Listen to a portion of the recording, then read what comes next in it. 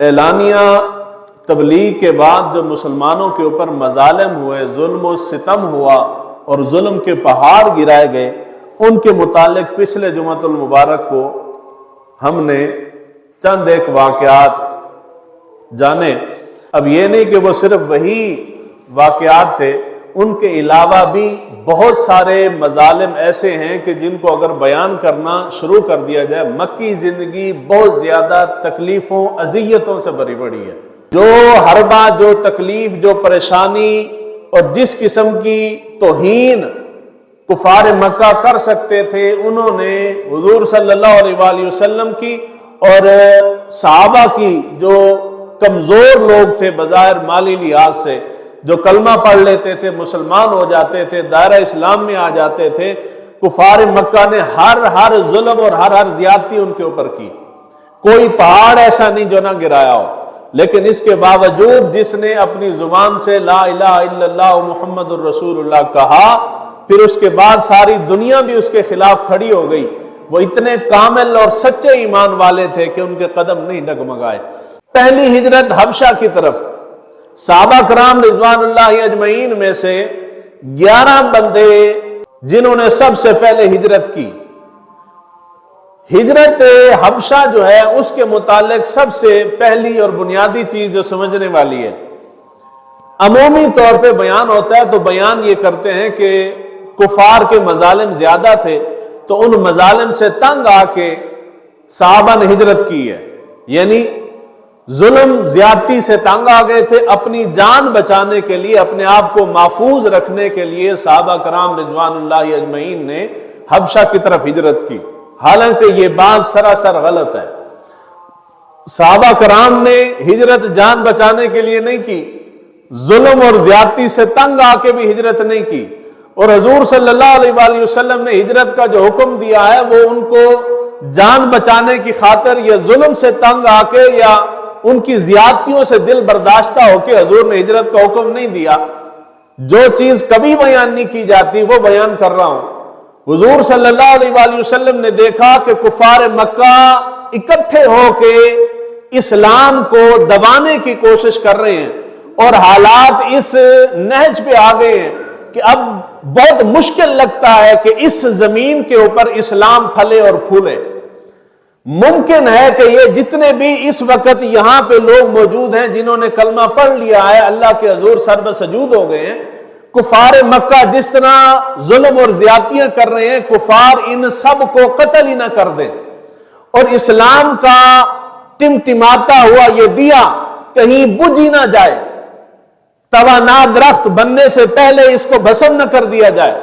حضور صلی اللہ علیہ وآلہ وسلم نے اس زمین کو چھوڑ کے متبادل اسلام کا مرکز قائم کرنے کے لیے دعوت و تبلیغ کے نقطہ نظر سے کہ جی اگر یہاں پہ بات نہیں بن رہی، یہاں کے لوگ اس دین کو قبول نہیں کر رہے، لوگ زیادتیاں کر رہے ہیں، تو میں کیوں نہ کسی اور زمین پہ جا کے اس دین کی دعوت دوں، ممکن ہے کسی اور علاقے کے لوگ ہماری بات سمجھ جائیں اور وہ اسلام کے اندر داخل ہوں اور اسلام کو تقویت ملے۔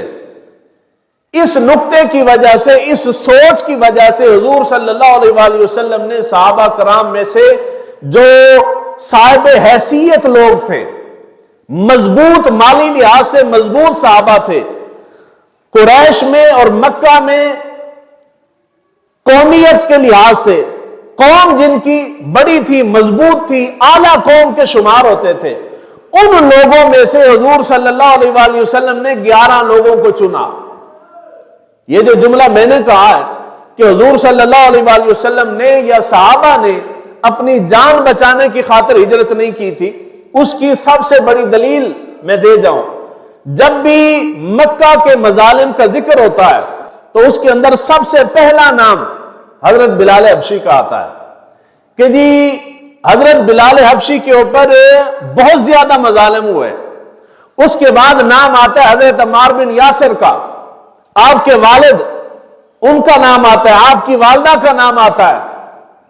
بہت سارے وہ صحابہ جن کو مکہ کے اندر ظلم زیادتی کا نشانہ بنایا گیا، ان سارے صحابہ جن میں سے کچھ کا ذکر میں نے پچھلے جمعہ المبارک کو کیا تھا، ان سارے صحابہ کی اگر لسٹ بنا لی جائے جن جن کو کفار مکہ ظلم اور زیادتی کا نشانہ بنا رہے تھے، جب ہجرت کی باری آئی تو ہجرت میں ان صحابہ میں سے کوئی صحابی ہجرت کرنے والوں میں شامل نہیں تھا۔ جی میں اپنی جان بچا کے بھاگ رہا ہوں، حکم ہوا ہے کہ جی آپ اس علاقے سے چلے جائیں، کس لیے کہ جی جان کا خطرہ ہے۔ جن کو خطرہ ہے وہ تو گئے کوئی نہیں ہے۔ ہجرت حبشہ میں ان صحابہ میں سے جن جن کو جان کا خطرہ تھا، جن جن کے اوپر ظلم زیادتی ہو رہی تھی، ان سارے صحابہ میں سے کوئی صحابی ہجرت حبشہ کے اندر شامل نہیں تھا۔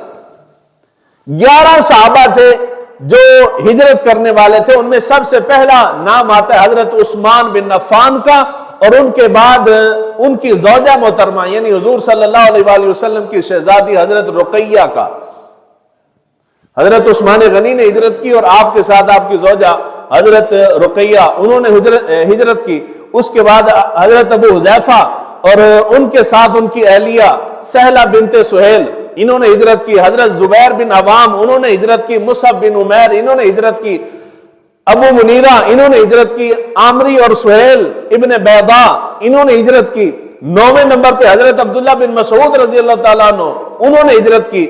عامر بن ربیعہ اور لیلہ بنت ابی خیسمہ یہ ان کی بیوی ہیں، انہوں نے ہجرت کی۔ یعنی یہ 11 بندے ہیں جنہوں نے ہجرت کی، اور ان ہجرت کرنے والوں میں سے کوئی ایک بندہ بھی وہ نہیں ہے جن کو مکہ کے اندر ظلم کا نشانہ بنایا جا رہا ہو۔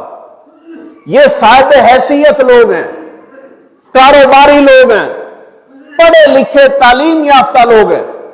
حضور نے ان کو ہجرت کا حکم دیا ہے۔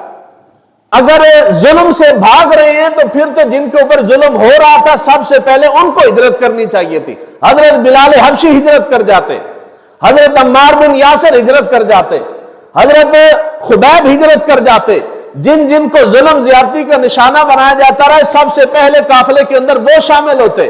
جو بیان کیا جاتا ہے، تاثر دیا جاتا ہے کہ صحابہ اپنی جان بچا کے بھاگے ہیں، ہجرت کر گئے ہیں، یا حضور نے صحابہ کو جان بچانے کی خاطر ہجرت کرنے کا حکم دیا۔ ایسا نہیں، صحابہ اپنی جان سے زیادہ دین کو اہمیت دیتے تھے۔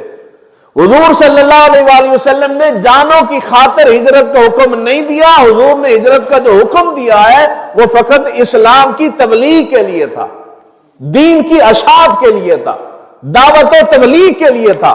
اس لیے پڑھے لکھے لوگ جو تھے، صاحب حیثیت لوگ جو تھے، حضور نے ان کا انتخاب کیا کہ جب ایک کمزور بندہ مالی لحاظ سے آسودہ حال نہ ہو، مالی لحاظ سے کمزور بندہ ہو، غریب مفلوق الحال پھٹے پرانے کپڑوں والا، جب ایک کسی غیر قوم کے سامنے شاہی محل میں کھڑے ہو کے اللہ کا نام لے گا اور لوگوں کو دعوت دین دے گا تو کوئی بھی اس کی بات کو اہمیت نہیں دیں گے۔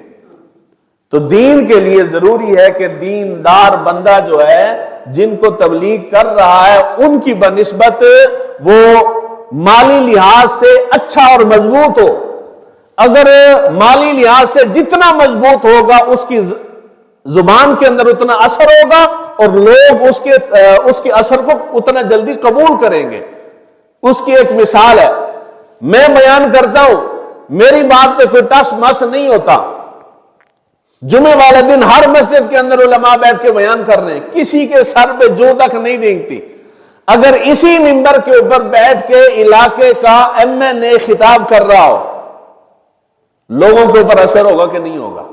میرے علاقے کے اندر میں جہاں پہ تھا وہاں پہ ایک آستانہ تھا، نام نہیں لیتا، ہر آستانے کی ایک ہی کہانی ہے۔ کوئی 4-5 سال میں اس علاقے میں رہا۔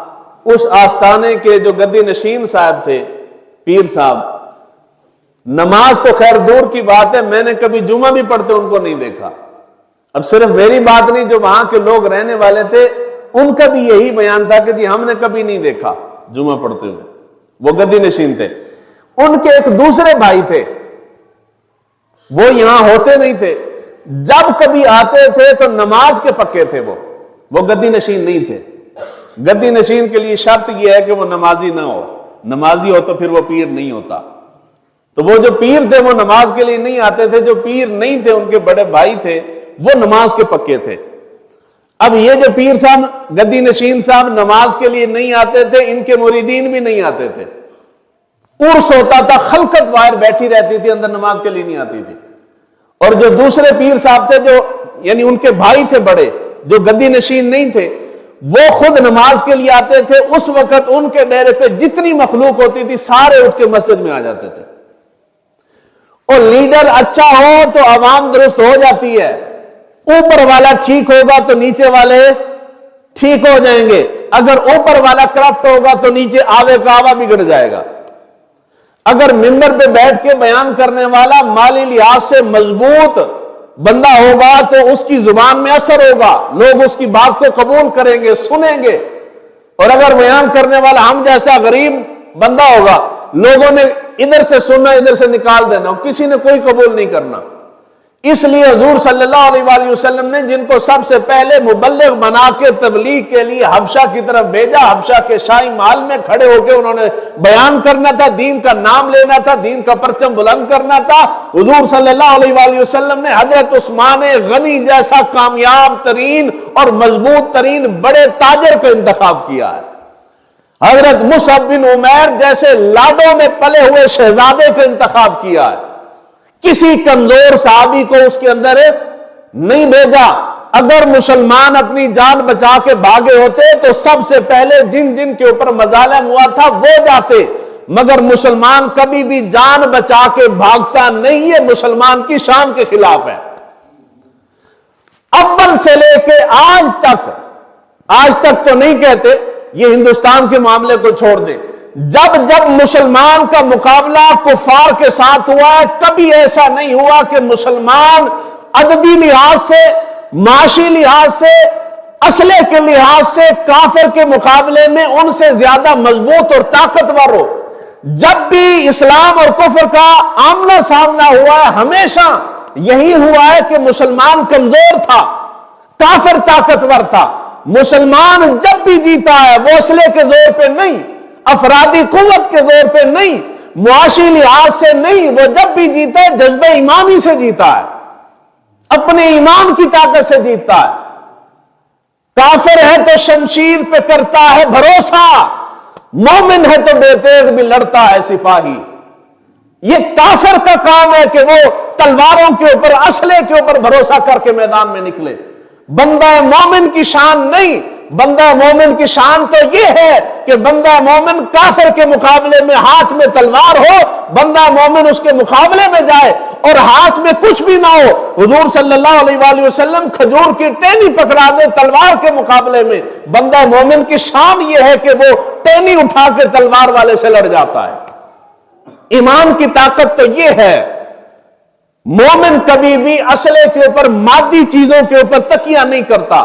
مومن کا تکیہ اللہ وحدہ لا شریک کی ذات کے اوپر ہے. مومن کا بھروسہ اس کے اوپر ہے. تو یہ جو بیان کیا جاتا ہے کہ صحابہ جان کے لیے ہجرت کر گئے تھے، یہ غلط تھا. صحابہ نے حبشہ کی طرف پہلی جو ہجرت کی ہے یہ دین کی تبلیغ کے لیے تھی. یہ 11 لوگ انہوں نے ہجرت کی اور اس کے بعد یکے بعد دیگرے تھوڑے تھوڑے مختلف ٹولیوں میں ہجرت کرتے گئے حتیٰ کہ ان کی تعداد حبشہ میں جنہوں نے ہجرت کی وہ کل ملا کے 300 کی تعداد بن گئی. یعنی 300 لوگوں نے ہجرت کی مختلف اوقات میں ٹولیاں بنا کے. یہاں پہ جب یہ 300 لوگ ہجرت کر گئے تو پیچھے سے معجزہ رونما ہوا. حضور نبی اکرم صلی اللہ علیہ وآلہ وسلم سورہ نجم کی تلاوت فرما رہے تھے. سورہ نجم کی، کیڑی سورت جی؟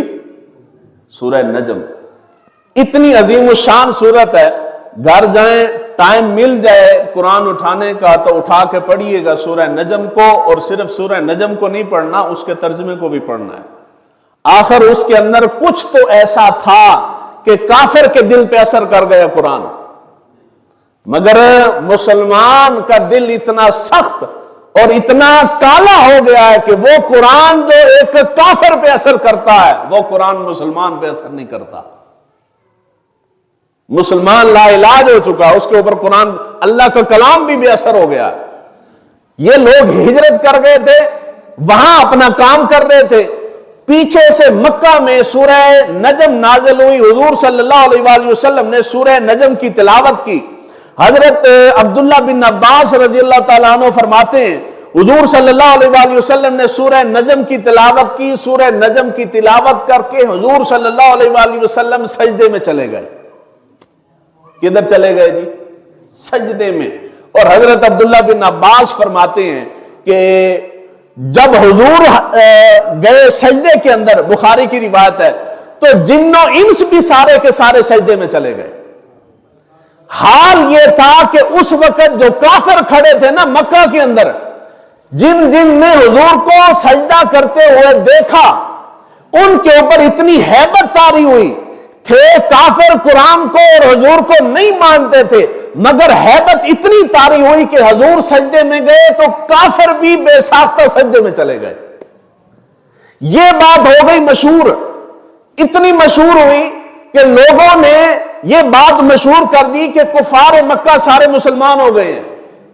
اب جس نے دیکھا کہ کفار مکہ سارے کے سارے حضور کے ساتھ سجدے میں پڑے ہیں، جو جہاں تھا وہی سجدے میں چلا گیا. جس نے دیکھا بات مشہور ہو گئی، کفار مکہ مسلمان ہو گئے. بات چلتی چلتی حبشہ میں پہنچی. حبشہ والوں کو خبر ملی کہ مکہ والے سارے کافر جن سے جو مظالم کرتے تھے وہ سارے کے سارے مسلمان ہو گئے. ان میں سے بہت سارے لوگ، بعضوں نے کہا کہ جب تک حضور نہیں بلائیں گے ہم واپس نہیں جاتے، اور بعضوں نے کہا کہ نہیں، اب وہ مسلمان ہو گئے، ہوا سازگار ہو گئی تو ہم واپس چلتے ہیں. بہت سارے لوگ ایسے تھے ان 300 میں سے جو مسلمان سمجھ کے واپس آ گئے. جب واپس آئے تو مکہ کے قریب پہنچے تھے، یہاں آ کے ان کو پتا چلا کہ ہمیں خبر غلط ملی تھی. تو کافروں نے پکڑ لیا ان کو دوبارہ، اور پھر شکنجے پھنس گئے ہو. تو کبھی بھی سنی سنائی پہ یقین نہیں کرنا چاہیے. ہمارے ہاں جتنی خرابیاں ہیں وہ ساری سنی سنائی دے ہوتے ہیں. میں فلانے کو سنیا، فلانے نے فلانے کو سنیا، فلانے کو سنیا، پیچھے بندہ کوئی بھی نہیں ہے. یہ جتنی ہمارے ہاں دین کے اندر بھی باتیں مشہور ہیں وہ بھی ساری کی ساری سنی سنائی ہیں، جن کا حقیقت کے ساتھ تعلق نہیں. تو سنی سنائی ہمیشہ نقصان دیتی ہے. سنی سنائی نہیں، صرف جب تک آپ آنکھوں سے دیکھتے نہیں یا پڑھتے نہیں یا کسی مستند بندے سے سنتے نہیں، تب تک یقین نہیں کرنا چاہیے. حضور صلی اللہ علیہ وآلہ وسلم کی حدیث مبارکہ اتنے مظالم، ظلم، تشدد برداشت کیے صحابہ نے.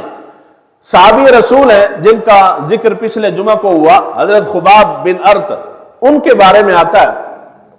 آپ کہتے ہیں ایک مرتبہ حضور صلی اللہ علیہ وآلہ وسلم مکہ میں بیت اللہ کے سائے میں اپنی چادر مبارک نیچے رکھ کے اس کے ساتھ تھوڑا سا آسرا لگا کے حضور بیٹھے ہوئے تھے بیت اللہ کے اندر. حضرت خباب کہتے ہیں کہ میں نے دیکھا، میں گیا حضور صلی اللہ علیہ وآلہ وسلم کے پاس بیٹھا اور میں نے کہا کہ یا رسول اللہ صلی اللہ علیہ وآلہ وسلم، آپ اللہ تعالیٰ سے ہمارے نصرت کے لیے اور ہماری فلاح و بہبود کے لیے دعا نہیں کرتے؟ میں نے یہ الفاظ بطور شکوہ کہے کہ جی ہم جو اتنی تکلیفیں برداشت کر رہے ہیں، اتنی صعوبتیں برداشت کر رہے ہیں، اور آپ بھی تکلیفیں برداشت کر رہے ہیں، آپ اللہ کے سچے رسول ہیں، آپ دعا مانگیں گے تو اللہ رد نہیں فرمائے گا، آپ اللہ سے دعا مانگیں. اب وہ جو کہتے ہیں نا جی صحابہ نے کیا کیا، وہ حضور کا یہ فرمان سن لیں کہ صحابہ نے کتنی قربانیاں دی ہیں. حضرت خباب کہتے ہیں کہ میں نے حضور سے یہ جملہ، یہ شکوہ، چھوٹا سا شکوہ کیا. حضور صلی اللہ علیہ وآلہ وسلم سیدھے ہو کے بیٹھ گئے. حضور صلی اللہ علیہ وآلہ وسلم نے ارشاد فرمایا، تم میں سے پہلے جو لوگ تھے ان میں ایسے لوگ بھی تھے جن کے لیے گڑھا زمین کے اندر کھودا جاتا تھا اور ان گڑھا کھود کے ان کو زمین کے اندر گاڑ دیا جاتا تھا، آرا لا کے ان کے سر کے اوپر رکھ کے چلایا جاتا اور ان کے جسم کے 2 ٹکڑے کر دیے جاتے تھے. حضور فرما رہے ہیں، حدیث بخاری کی، اور حضور صلی اللہ علیہ وآلہ وسلم نے ارشاد فرمایا کہ اتنا کچھ ہونے کے باوجود بھی انہوں نے دین سے غداری، او پیار نہ لاکھو، دین سے غداری، زمین میں گاڑ کے آرے سے جسم کے 2 ٹکڑے کر دیے گئے. حضور فرماتے ہیں انہوں نے دین سے غداری نہیں کی، حتیٰ کہ تم سے پہلے جو لوگ تھے ان کے ساتھ یہ ظلم بھی ہوا کہ لوہے کی کنگھی اٹھا کے ان کے جسموں پہ ماری جاتی، ان کے جسم ہڈیوں کے اوپر سے گوشت اور ماंس اتار لیا جاتا تھا. اتنا ظلم اور زیادتی ان کے ساتھ کی گئی مگر انہوں نے دین سے غداری نہیں کی. اتنی تکلیفیں صحبتیں برداشت کر کر کے صحابہ نے دین ہم تک پہنچایا. اور جنہوں نے قربانیاں دی انہوں نے شکوے نہیں کیے, جنہوں نے ایک تنکا تک نہیں توڑا وہ سارے مسلمان پریشان ہیں. جی اسی جو مسلمان ہیں کہ 80 بار کیوں کھا رہے تھے, کافر ترقی کر گیا. جنہوں نے قربانیاں دی ان کو شکوہ نہیں, اور جنہوں نے کچھ نہیں کیا ساری پاکستانی قوم گھروں میں بیٹھ کے شکوے کر رہی ہے. جی سانو یورپ دے ٹکٹ ملے تھے اسی نکلنا چاہیے. علامہ اقبال فرماتے ہیں یہ شہادت جس شے کو تم اتنا آسان سہل سمجھتے ہو, اتنی آسان شے سمجھتے ہو کہ مسلمان ہونا کوئی کاکے کا کھیل ہے, کوئی بچوں کا کھیل ہے. علامہ اقبال فرماتے ہیں یہ شہادت گہے الفت میں قدم رکھنا ہے. لوگ آسان سمجھتے ہیں مسلمان ہونا, مسلمان ہو جانا اتنا آسان کام نہیں. قرآن کے اندر رب فرماتا ہے ربنا اللہ ثم استقاموا. جب تم کہو گے کہ ہمارا رب اللہ ہے تو پھر تم دیکھو گے آسمان سے فرشتے تمہارے لیے من و سلوہ لے کے نہیں اتریں گے.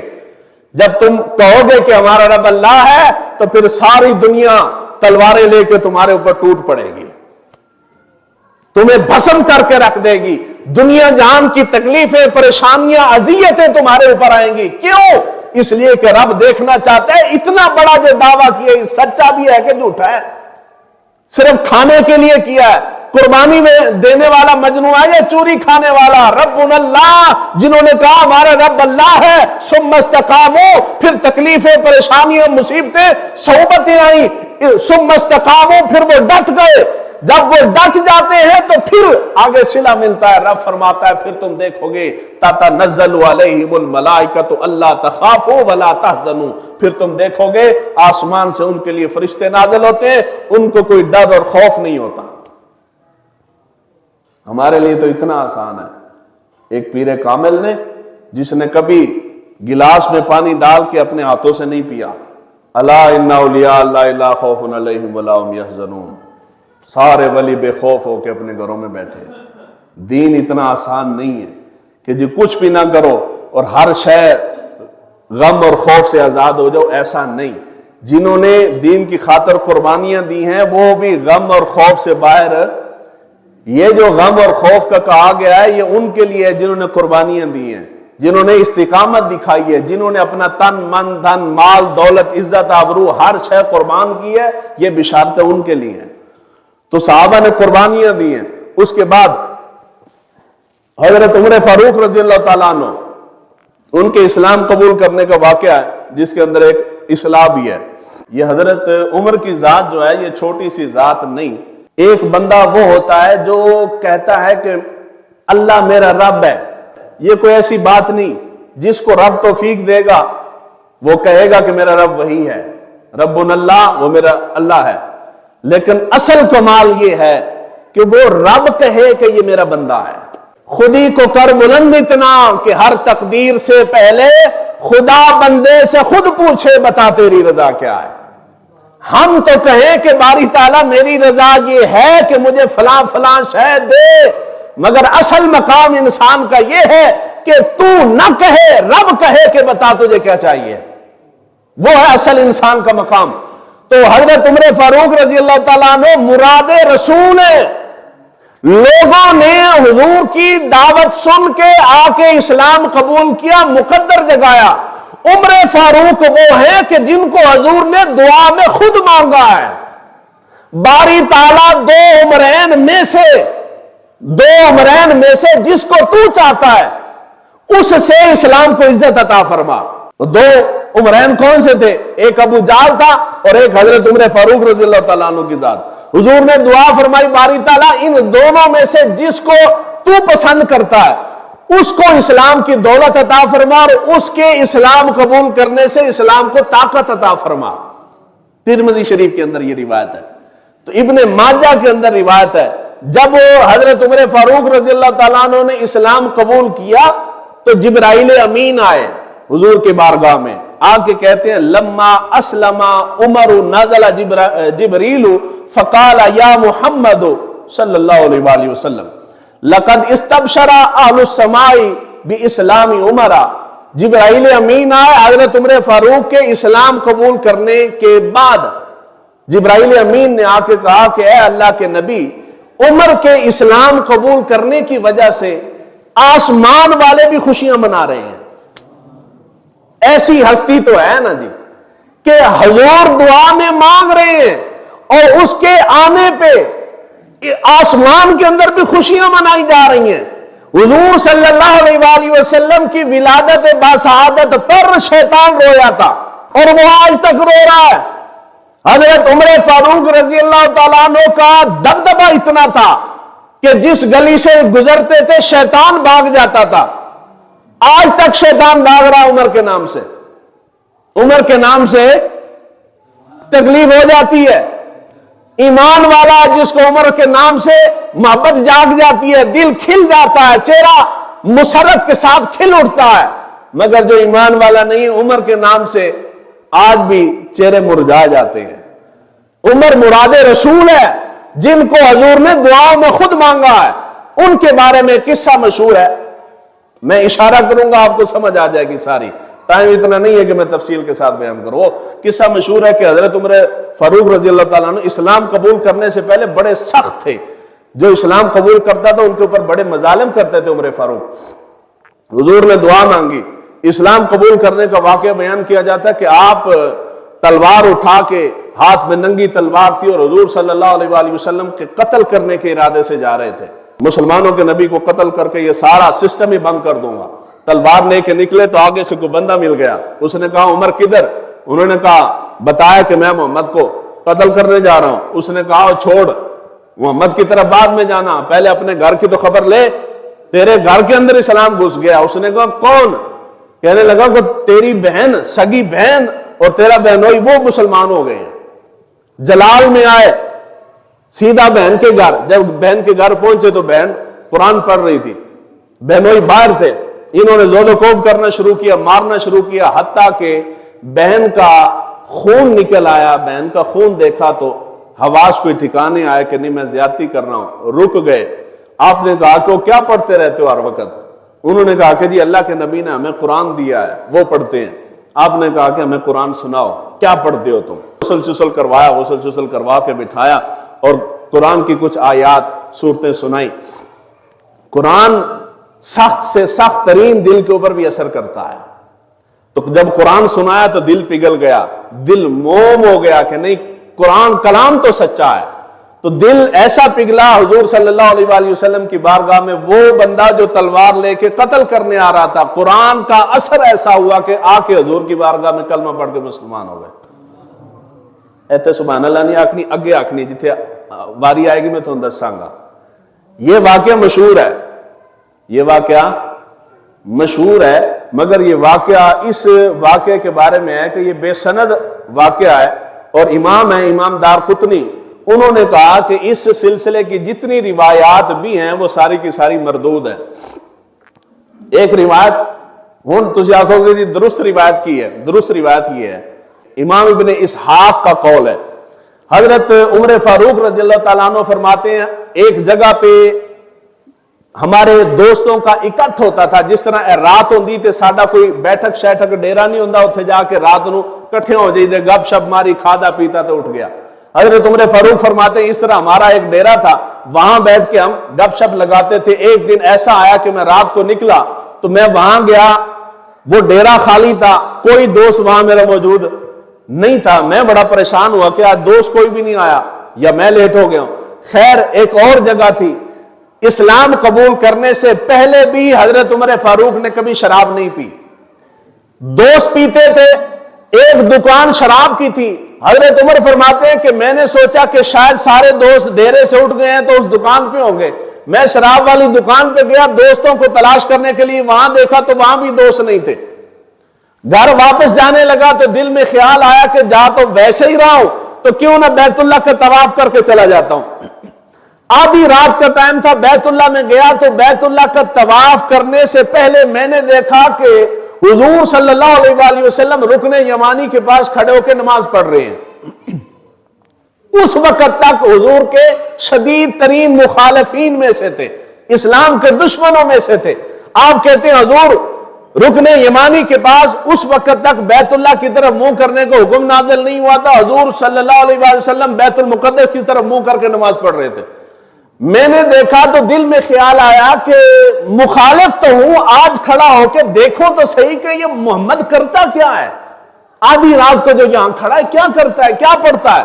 آپ کہتے ہیں میں آہستہ آہستہ دبے پاؤں حضور کے قریب آیا، حتیٰ کہ اتنا قریب ہو گیا کہ بیت اللہ کے پردے کے اندر غلاف کعبہ میں چھپتا چھپتا اتنا حضور کے قریب آ گیا کہ میرے اور حضور کے درمیان فقط کعبے کا پردہ رہ گیا اور فاصلہ کوئی نہیں تھا۔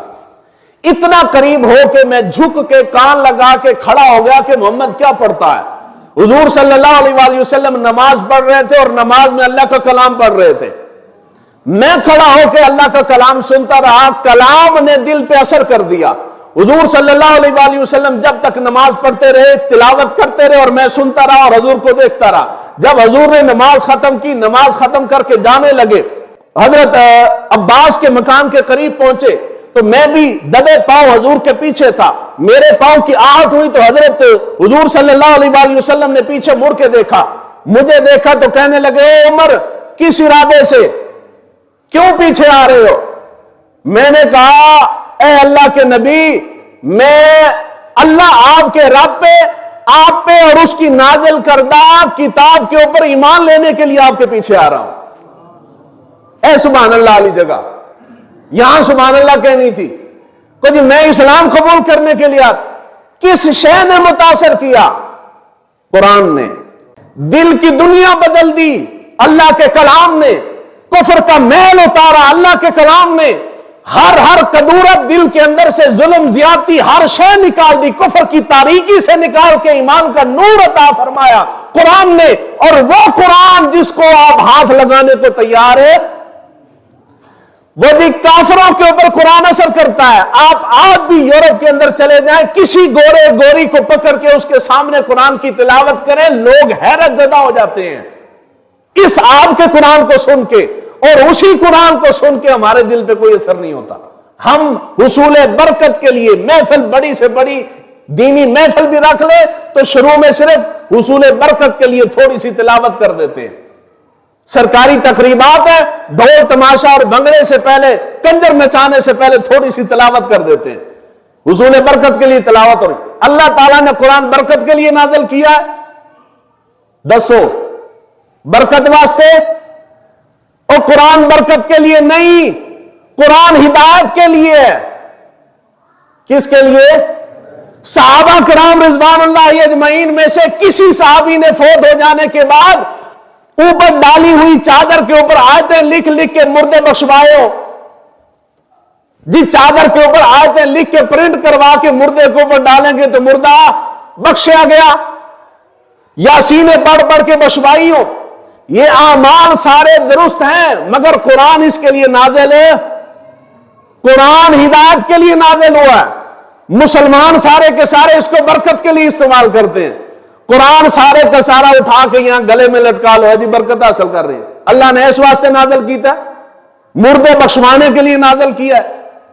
نہیں، اللہ تعالیٰ نے اس لیے نازل نہیں کیا، اللہ تعالیٰ نے اس لیے نازل کیا کہ تو اس قرآن کو پڑھ، یہ قرآن قدم قدم پہ تیری رہنمائی کرے گا، اتنی رہنمائی کرے گا کہ تجھے بھٹکنے نہیں دے گا، حتیٰ کہ تیرا ہاتھ پکڑ کے میدان محشر میں بھی آئے گا، وہاں بھی تیرے حق میں گواہی دے گا اور تجھے جنت میں داخل کر کے جائے گا۔ لیکن قرآن کے ساتھ وفا کرے تو نہ۔ حدیث مبارکہ میں ہے جو قرآن کے ساتھ وفا کرتا ہے، قرآن میدان معاشر میں اللہ کے حضور پیش ہو کے اللہ کے سامنے جھگڑا کرے گا۔ اگر وہ بندہ جہنم میں جا رہا ہوا، وہ قرآن کہے گا کہ باری تعالیٰ اس بندے نے دنیا میں میرے ساتھ بے وفائی نہیں کی، میرے ساتھ تعلق بنا کے رکھا ہے، آج اگر یہ جہنم میں جاتا ہے تو پھر میری عزت تو نہ ہوئی۔ اللہ سے جھگڑا کر کے، جس طرح چھوٹا بچہ جھگڑا کرے گا والدین کے لیے، قرآن بھی جھگڑا کرے گا اس بندے کو جس نے دنیا میں اللہ کے کلام سے محبت کی ہے، اس کو جنت میں بھیج کے قرآن جائے گا۔ لیکن ہمیں جنت نہ حضور سے چاہیے، نہ ہمیں جنت قرآن سے چاہیے، ساریاں جنتا ہور نے تے دین والے بھی ہور نے، سانو اینی جنتا نہیں چاہیے۔ صحابہ کو جنت چاہیے ہوتی تھی تو کہاں آتے تھے؟ در مصطفیٰ پہ کہاں آتے تھے؟ محبت نال بولو تے صحیح نا، در مصطفیٰ پہ آتے تھے. کرو ہاں ثابت کہ جنت لینے کے لیے کوئی صحابی کسی اور در کے اوپر گیا ہو, نہیں جاتے تھے. آپ جنت لینے کے لیے گنبد خضرا کو چھوڑ کے کہیں اور کیوں بھاگے ہیں؟ یہی گمراہی ہے. آپ جنت لینے کے لیے قرآن کو چھوڑ کے کوئی اور آسرا کیوں تلاش کرے؟ یہی گمراہی ہے. اصل ہدایت قرآن دے گا, میرے نبی کا فرمان دے گا. اس کے بعد حضور صلی اللہ علیہ وسلم یہ اسلام قبول کر لیے. یہ میں نے واقعے کی تصحیح کی. مشہور کچھ اور ہے مگر حقیقت کچھ اور ہے. آخری جملہ عرض کر رہا ہوں سوشل بائیکاٹ کا. یہ جو مکی زندگی ہے حضور صلی اللہ علیہ وسلم کی, یہ تکلیفوں, پریشانیوں اور مصیبتوں سے گھری ہے. اتنی تکلیفیں کفار مکہ نے حضور صلی اللہ علیہ وسلم کو اور صحابہ کو دی ہیں. بندہ پڑھنے بیٹھ جائے تو بندے کے رونگٹے کھڑے ہو جاتے ہیں. یار اتنی تکلیفیں برداشت کر کے بھی اللہ کے نبی کے پاؤں میں لغزش نہیں آئی. صحابہ کرام میں سے کوئی صحابی ایسا ایک مثال نکال کے لے آئے کہ جس نے کلمہ پڑھا اور کفار کے ظلم برداشت کرتے کرتے آخر اس کی بس ہو گئی ہو, واپس پلٹ گیا ہو. نہیں, جس نے کہا لا الہ الا اللہ پھر وہ واپس نہیں گیا. یہ صحابہ کی شان ہے. تو سوشل بائیکاٹ ہوا. جب سارے حرب کفار آزما چکے تو تنگ آ کے کفار مکہ قریش والے جمع ہوئے, تمام قبائل جمع ہوئے اور جمع ہو کے انہوں نے ایک معاہدہ کیا جس کو آپ شعب ابی طالب کا بائیکاٹ کہتے ہیں, سوشل بائیکاٹ کہہ لیں. اس کے اندر 4 شرائط تھی کہ یہ جو بنو ہاشم ہے, بنو ہاشم کے خلاف اکٹھ ہو گیا. جس طرح تھوڑے پنڈ کو بندہ اندہ کم کرے تو ساری برادری یا سارا سوڈی ایک سائڈ تے نہیں ہو جاندہ, یار اس بندے نال قطع تعلقی کر لو. حضور صلی اللہ علیہ وسلم کی دعوت تبلیغ کے جرم کے اندر قریش نے اکٹھ کیا مکہ کے اندر اور 4 باتوں کے اوپر سب نے اتفاق کیا. وہ 4 باتیں کیا تھی؟ سب سے پہلا یہ تھا کہ کوئی بھی بندہ آج کے بعد بنو ہاشم سے شادی بیاہ نہیں کرے, رشتے نہیں کرے گا. دوسرے نمبر پہ کوئی بندہ ان سے خرید و فروخت نہیں کرے گا. تیسرے نمبر پہ کوئی بھی بندہ ان سے میل جول سلام دعا نہیں, بلائے گا تک نہیں. چوتھے نمبر پہ آخری شرط, کوئی بندہ ان کو کھانے پینے کی چیز تک نہیں دے گا. اتنی شدید ترین پابندیاں جب لگ گئی تو حضرت ابو طالب نے دیکھا کہ اب حالات بڑے خراب ہیں. انہوں نے سارے بنو ہاشم کو جمع کیا. جمع کر کے یہ مکہ کے اندر ایک پہاڑ کے اندر یہ گھاٹی تھی, اس گھاٹی کے اندر جا کے سب نے پڑاؤ کیا اور وہاں رہنا شروع کر دیا. یہ شعب ابی طالب کا سوشل بائیکاٹ جو ہے یہ 3 سال تک بائیکاٹ رہا ہے. کتنا عرصہ؟ اور یہ صرف کہنے کی حد تک بائیکاٹ نہیں, جس طرح کہ مسلمانوں نے فرانس کا بائیکاٹ کیتا, جس طرح مسلمانوں نے اسرائیلی پروڈکٹ کا بائیکاٹ کر دیا. بائیکاٹ نہیں, انہوں نے حقیقت میں بائیکاٹ کیا تھا. اس حال کو بنو ہاشم آ گئے تھے کہ کھانے کے لیے کوئی شے نہیں ہوتی تھی, وہ درختوں کے پتے کھاتے تھے. کھانے کے لیے شے نہیں ہوتی تھی. روایات ہیں کہ وہ یہ جو چمڑا ہے نا, چمڑا اے جانور دی کھال, اس کھال کو کاٹ کاٹ کے اس کو ابال کے کھاتے تھے, اس حال کو. اور بچوں کے پاس کھانے پینے کی شے نہیں ہوتی تھی, سارا دن بچے روتے تھے. اتنی سخت تکلیفوں پریشانیوں میں ابو حضور صلی اللہ علیہ وسلم کے خاندان بنو ہاشم میں سے, جملہ قابل توجہ, آخری جملہ کہہ رہا ہوں, بنو ہاشم میں سے اتنی سخت تکلیفیں پریشانیاں مصیبتیں آئیں, ایک ابو لہب کو باہر نکال لیں. خاندان میں سے کوئی بھی بندہ حضور کا ساتھ چھوڑ کے نہیں گیا, چاہے اس نے اسلام قبول کیا تھا یہ اسلام قبول نہیں کیا تھا, حضور کے ساتھ کندھے کے ساتھ کندھا ملا کے کھڑے رہے. تے خاندان دا بندہ ہوئے تے اوکھے ٹائم نال کھلوتا رہے, اس ورگا تے ہیرے جہا بندہ ہی کوئی نہیں ہے. ہمارے ہاں تو رواج بن گیا نا, جدو مشکل آنی تے سارے ایار خاندان دے باہر نکل آنے, انہیں سارے نو اپنے بدلے یاد آ جان گے. ہے دیکھے ہی نا, ہونا ہے نا مصیبت ہی, ہون لگا نا پتا, وہ فلانی میرے نال فلاں زیادتی کی تھی سے تا رگڑیا گیا, میرے ساتھ فلاں ظلم کیا تھا, آج پتہ چلا نا. خاندان والوں کا جو اصل حقیقی خون ہوتا ہے, غیرت مند خون ہوتا ہے, یہ ان کے کام نہیں. غیرت مند خون کا کام ہے, نسلی خون کا کام ہے کہ جب خاندان میں کسی کے اوپر تکلیف پریشانی مصیبت آئے, اپنے سارے رونے دھونے بھول کے کندھے کے ساتھ کندھا ملا کے کھڑا ہو جائے. اصلی خاندانی اس کو کہتے ہیں. جنہوں نے اسلام قبول کیا تھا انہوں نے تو حضور کا ساتھ دیا ہی، جنہوں نے اسلام قبول نہیں کیا تھا سوشل بائیکاٹ کے اندر وہ بھی اپنا بوریا بستر اٹھا کے اس گھاٹی کے اندر جا کے 3 سال تک حضور صلی اللہ علیہ وآلہ وسلم کی خاطر تکلیفیں اٹھاتے رہے۔ انہوں کہندے نے اصل خاندانی بندہ کی کہندے نے جی، اگر حضور سے محبت کرتے ہیں تو تہیہ کر لیں۔ آپ خاندان میں سے کوئی بندہ کسی پہ راضی نہیں ہے، لیکن اگر خاندان میں کسی کے اوپر مشکل وقت آ جائے تو اپنے رونے دھونے نہیں لے کے بیٹھ جانا، بلکہ کندھے کے ساتھ کندھا ملا کے اس کا ساتھ دینا ہے۔ دیو گے جی؟ جیسے 2-4 بندے نے آکھا ہی نہیں دینا تھے، باقی تو کوئی پروگرام نہیں، اور کم از کم کو نیت ہی چنگی کر لو، کام تے پاکستانی چنگا کوئی نہیں نہ کرنا۔ آنکھوں تے صحیح نا جی، خاندان کی بڑی طاقت ہوتی ہے، خاندان والے کا ساتھ دینا ہے۔ اللہ تعالی ہمیں دین کو سیکھنے سمجھنے کی توفیق عطا فرمائے۔